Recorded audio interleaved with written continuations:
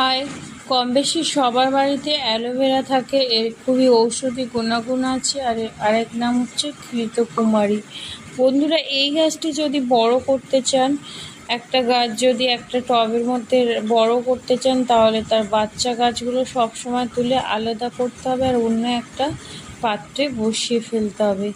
এই গাছ যেমন আমাদের হেয়ার থেকে আমাদের শরীর সব কিছুই খুবই উপকারে লাগে, তেমনি এই গাছেরও খুবই উপকারে লাগে। এই গাছের জল করে যদি স্প্রে করেন, পোকামাকড়, কীটনাশক, মিলিবাগ সব কিছুই নষ্ট হয়ে যাবে। গাছের গ্রোথ বৃদ্ধি হবে, গাছের সাইন হবে, আর এতে গাছের ভিটামিনও পাবে।